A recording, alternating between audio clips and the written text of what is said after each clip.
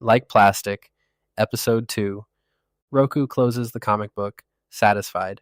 He keeps reminding Yuko that this is a serious matter, and it is, but he's also excited because for a few days in London, he'll be like Plastic, using plastic philosophy and plastic methods. He'll persuade Alexei Shakirov of the error of his ways, and all will be resolved peacefully. That's what Roku believes, but not everyone wants to talk. Not everyone subscribes to the plastic vision, and of those wayward people, Alexei Shakirov is right up there at the top of the list. Chapter 6. One Girl, Six Rabbits. Alexei is sitting at the open expanse of his desk in his palatial but sparsely furnished office. This is a room designed to intimidate. There is nothing decorative upon which to fix the eye or pass comment, just the enormous desk and three chairs. Alexei's chair is perched at just the right height for him to loom over the empty prairie that is his desk, whereas the two on the other side are low, reducing anyone sitting in them to the position of supplicant. Unfortunately, Alexei is not having a very good day. He's on the telephone, remonstrating, so angry that his voice occasionally becomes high-pitched and girlish, something he has to consciously correct. No, no, no. One girl, six rabbits. You understand, it isn't complicated. There's a knock on the door, and Boris enters the room, padding heavily across the floor like a mourner at a funeral. I have to go, says Alexei hurriedly. Just do it. Get it right. Alexei looks expectantly at Boris, who pulls one of the small chairs away into the side of the desk. Boris sits in the chair, acting almost as if Alexei isn't in the room. Alexei, for his own benefit only, makes a look of being bemused, as if in the presence of some eccentric old uncle. And given that Boris has always been there, he is more or less an uncle, albeit an unwilling one when it comes to Alexei. Boris leans back in the chair, relaxed, and even though he's somewhat lower than Alexei, he manages somehow to create the impression that he's looking down on the younger man. It seems we must hire a new waiter for the club. Boris, please don't start. Alexei realizes that this is the wrong tone to take and tries to get Boris back on side by saying he was selling information to those appalling rich list people. Who is Sasaki? What are you talking about? Alexei already feels cornered. Sasaki? Who is Sasaki? We have no business with Japan. Exactly, says Alexei, seeing a way out. Sasaki, he's a flake, a crazy stalker kind of guy. Boris nods, giving him the benefit of the doubt, and says he's coming to London. You want I take care of him? Alexei wishes Boris would drop dead right now. No, thank you, Boris. I think I can take care of a stalker on my own, and personnel should be able to arrange a new waiter. So why don't you just go and have fun? Find some Russian social club you can join. Is this what it's come to? Thinks Boris, that this boy jokes about his own heritage and makes fun of his elders, people who spilt blood to put him where he is. He stands slowly and walks around the desk. He bends down as if about to whisper something, but slaps Alexei hard around the face. Alexei is stung, his cheek immediately smarting red, but he's not about to retaliate, and looks more like a child who can't understand why he's being punished. It takes all his self-control not to cry. Boris stands up straight and says, I thank God your mother isn't alive to see this. He lumbers away, but Alexei, desperate now and seeing all the potential ramifications, calls after him, Boris, Boris. Boris stops and turns. Don't tell my father, I won't kill any more waiters, I promise, and I'll deal with the stalker. Boris thinks about it, then shrugs and says, Waiters are easy to replace, but you take care of the Japanese man. Boris leaves, and a wounded Alexei sits for a moment or two, rubbing his cheek. He's interrupted by the phone ringing and picks it up. Shakirov. He listens for a moment, his free hand clawing into the desk.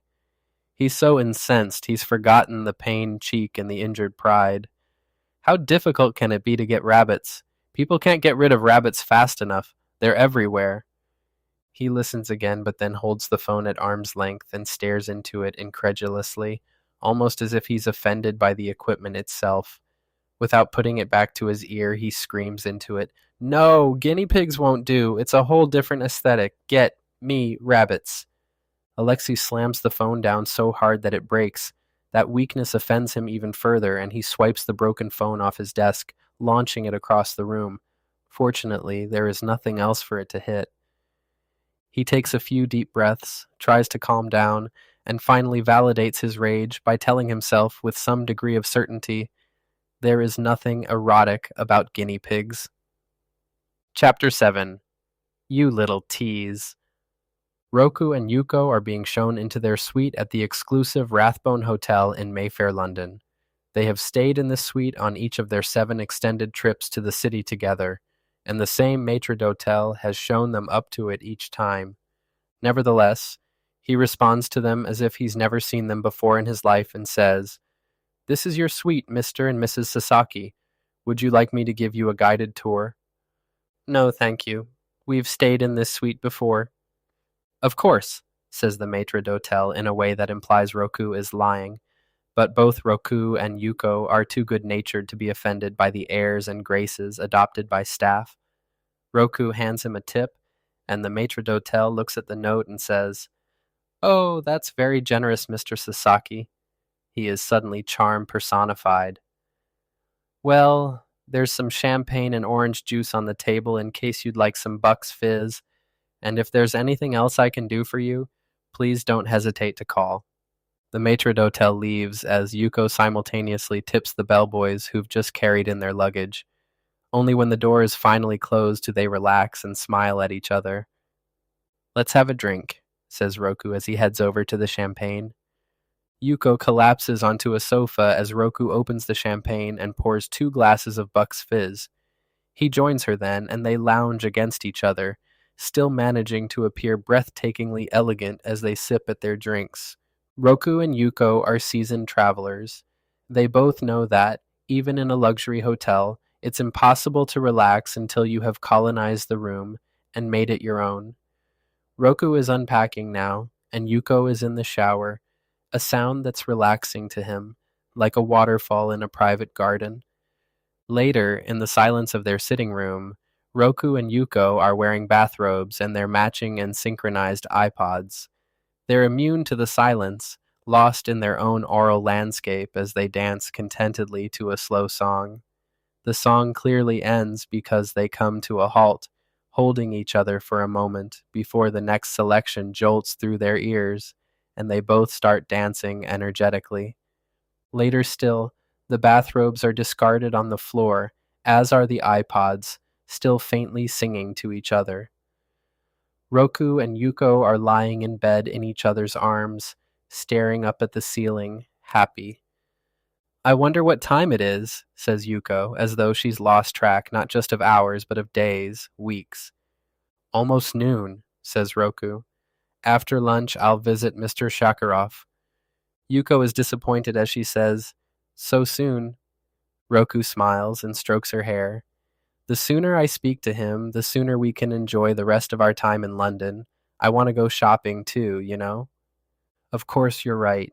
She thinks for a beat or two, then says, "Do you think he'll give it back?" "I'm sure he will." Roku is thinking ahead, through all the possible outcomes of this adventure, but falls back inevitably on Mr. Shakarov's motives, which remain a stubbornly difficult puzzle.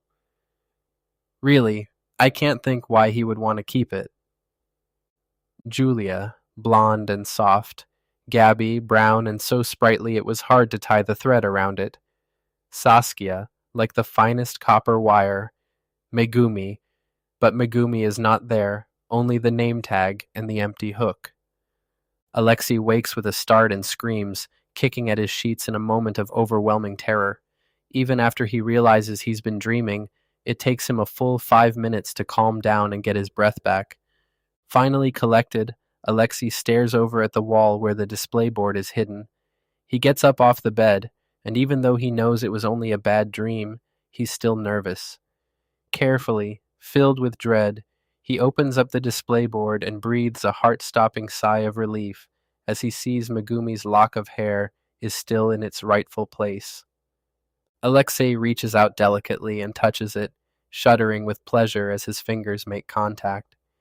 He's biting his lip and breathing erratically, becoming visibly excited, but he forces himself to close the display board, and with his eyes shut, he whispers, "You little tease. Later." Chapter 8. Everything is beige. Vladimir Shakirov is lounging by the pool of his sumptuous villa overlooking the sea, just a short distance from Cannes. It's an impossibly beautiful setting, as Côte d'Azur could be. This villa, with its exquisite gardens and breathtaking views, cost more than most Hollywood stars could afford, more than the best-selling pop stars, and yet Vladimir paid for it with loose change. You don't want to know how Vladimir made his money. You might think you'd like to know, but really, you don't. All you need to know is that Vladimir has more money than it is humanly possible to imagine. The sort of sums you can only contemplate if you think in terms of buying multinational companies or funding space programs. He's reasonably youthful, certainly more so than Boris, not least because he's lost weight in recent years and is now only a little paunchy, all thanks to the healthy influence of his daughter. He does not consider himself to be of extraordinary appearance in any way, and is baffled by the fact that young Japanese tourists in various European cities occasionally stare at him with a look of total fascination.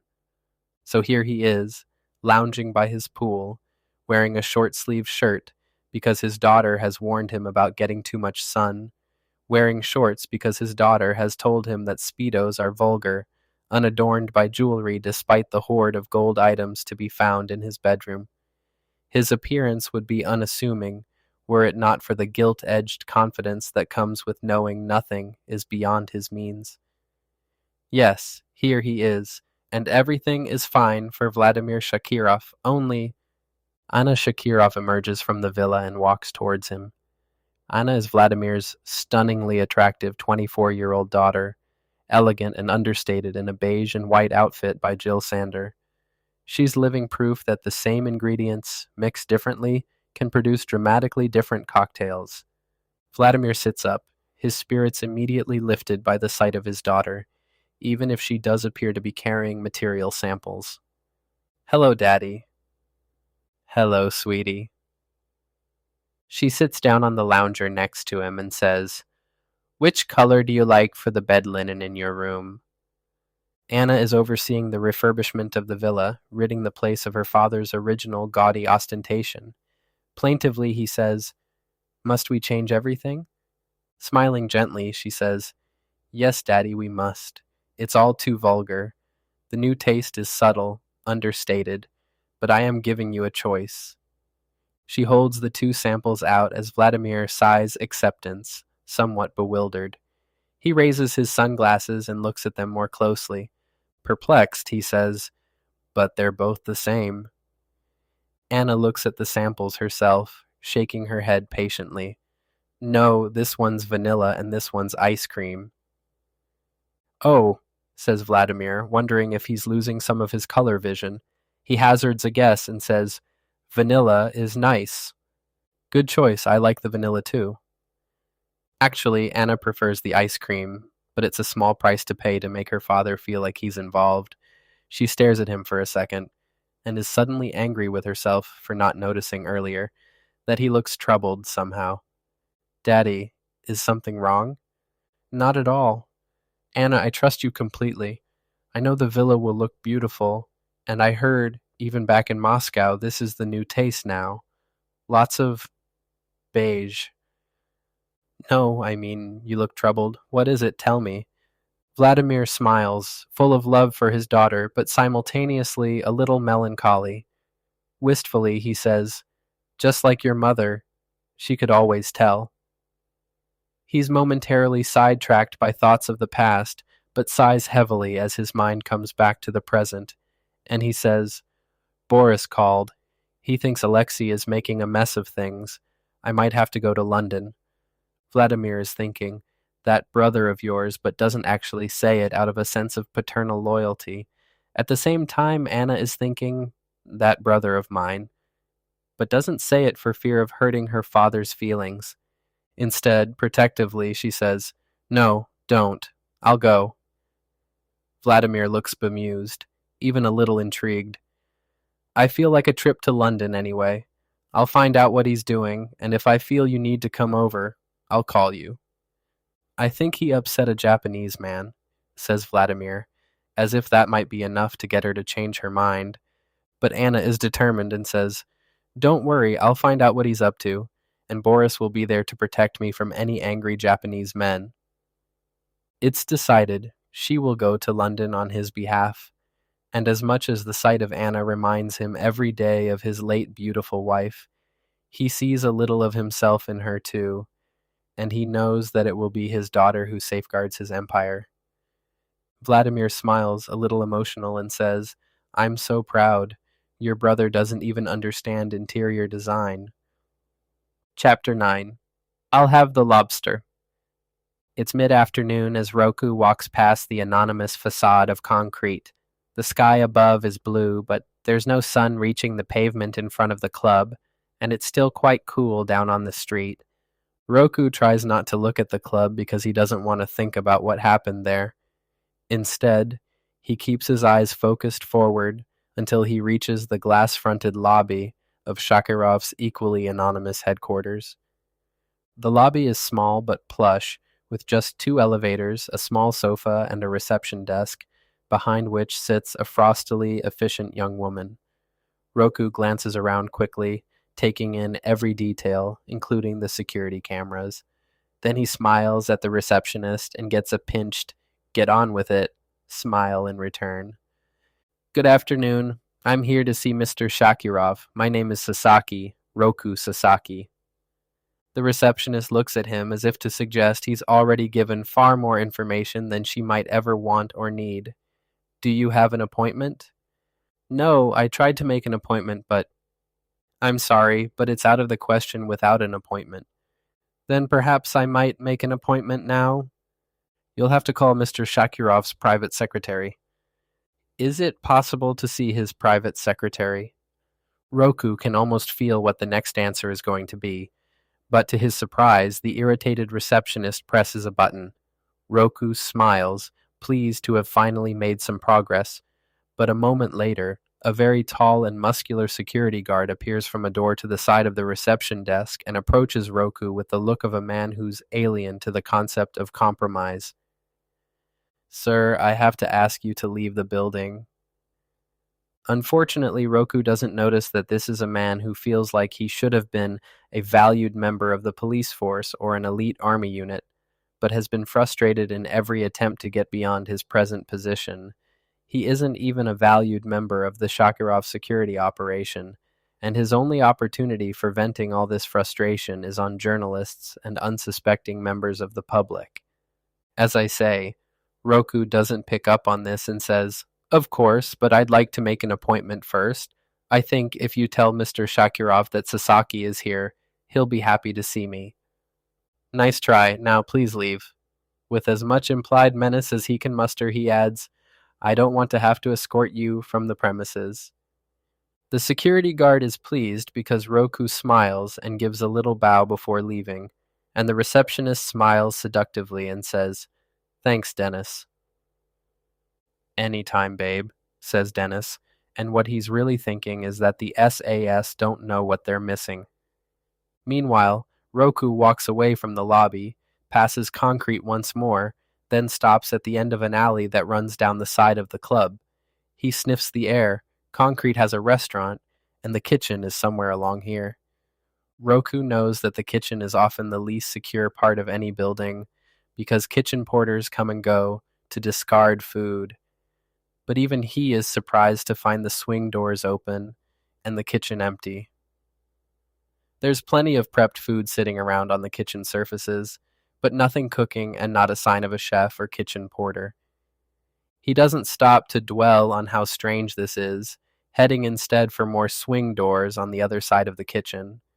Unfortunately, he's only halfway there when a large and intimidating chef comes through them in the other direction. The chef looks at Roku and raises one eyebrow that is immediately more threatening than anything the security guard might have produced. Roku knows his limitations. I'm sorry, I think I'm lost. The chef simply nods to himself in response as he ambles around the counters, circling Roku until he's at the outside door, which he now locks. He moves back towards Roku, more directly now, as he says, "You make mistake." That's it, a mistake. But Roku has not appreciated the chef's intonation, something which becomes apparent as he picks up a meat cleaver and says, "I no need security guard. You make big mistake." A misunderstanding, perhaps. I'm sure if Roku is actually trying to think what Brett Plastic would do in a situation like this. Negotiation or compliments do not seem to be options. Then he has no more time to think because the chef charges at him, brandishing the cleaver. With considerable athletic ability, Roku springs over a counter, gaining a few seconds as the chef has to backtrack and run around it. Roku looks around desperately for something to defend himself with, but there are no knives or pans within reach, only plenty of food, seafood mainly. As the chef charges for a second time, Roku falls back on the only defense he has and bombards him with an array of freshly prepared ingredients. A sheet of smoked salmon sticks to the chef's face, temporarily covering his eyes. Roku uses this momentary blindness by taking a baguette and beating him around the head with it like a kendo staff. Even blinded, though, with one swipe of the cleaver, the chef knocks the baguette into pieces. The chef pulls the smoked salmon off his face and continues to pursue a retreating Roku, who hampers his progress with a barrage of ever smaller food, bread rolls, anchovies, olives. There seems to be nothing left to throw, but then Roku spots the tank full of live lobsters. Roku takes a lobster out of the tank and throws it at the chef's face.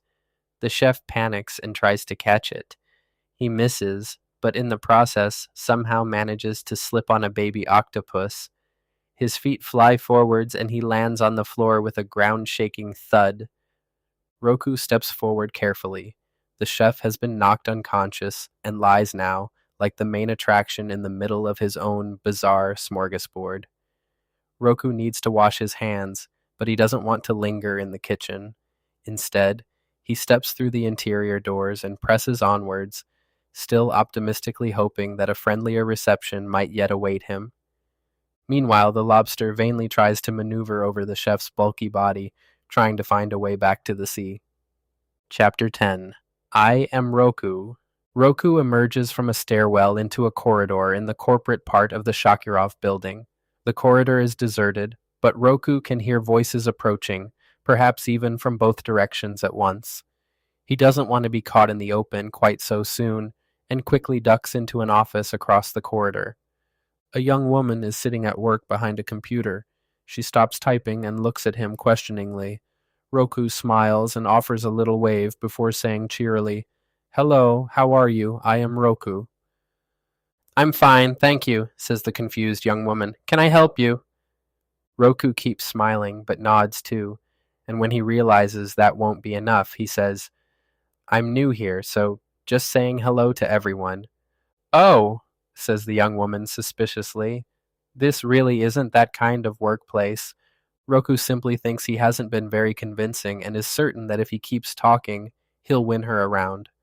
"I'm Mr. Shakirov's new assistant, special assistant." This seems to do the trick. The young woman appears to comprehend now and is conspiratorial as she says, "Oh, I see. You mean he's got rid of Harry?" "My predecessor's name?"